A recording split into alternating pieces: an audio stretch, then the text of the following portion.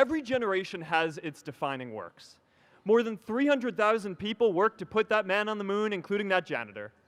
Millions of volunteers immunized children around the world against polio, and millions of more people built the Hoover Dam and other great projects.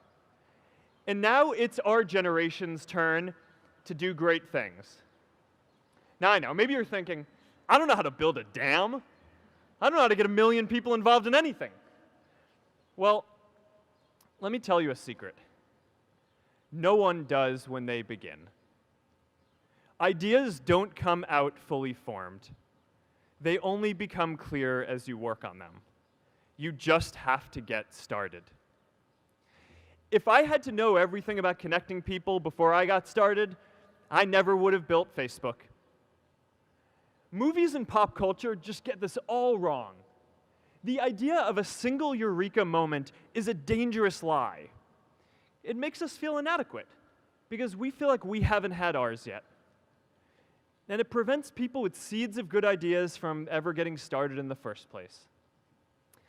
Oh, and you know what else movies get wrong about innovation?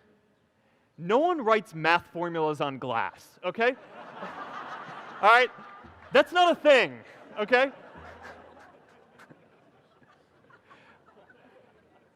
It's really good to be idealistic, but be prepared to be misunderstood.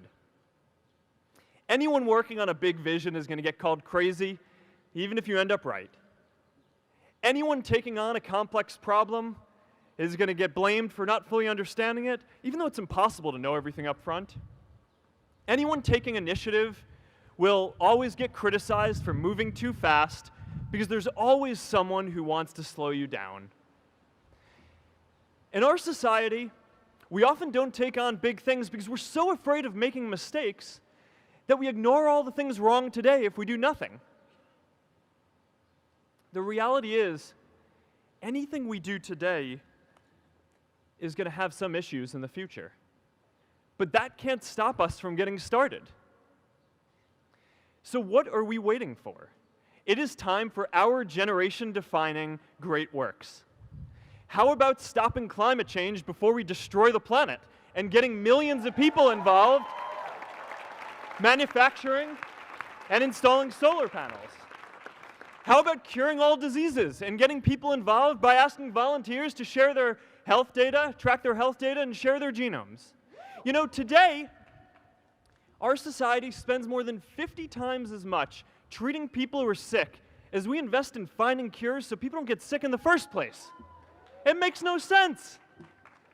We can fix this.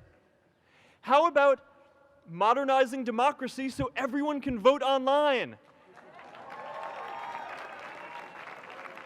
And how about personalizing education so everyone can learn? These achievements are all within our reach. Let's do them all in a way that gives everyone in our society a role. Let's do big things, not just to create progress, but to create purpose.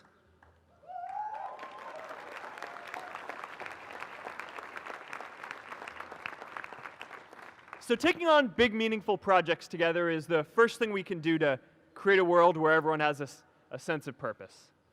The second is redefining our idea of equality so everyone has the freedom to pursue their purpose. Now, many of our parents had stable jobs throughout their careers, but in our generation, we're all a little entrepreneurial, whether we're starting our own projects or finding our role in another one. And, you know, that's great, because our culture of entrepreneurship is how we create so much progress. An entrepreneurial culture thrives when it is easy to try lots of new ideas. Facebook wasn't the first thing I built. I also built chat systems and games, study tools and music players, and I'm not alone. J.K. Rowling got rejected 12 times before she finally wrote and published Harry Potter. Even Beyoncé had to make hundreds of songs to get Halo. The greatest successes come from having the freedom to fail.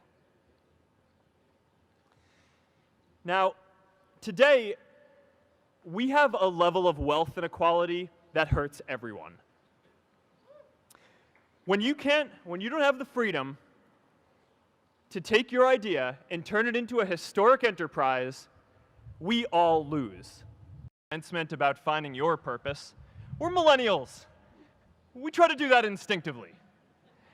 Instead, I'm here to tell you that finding your purpose isn't enough.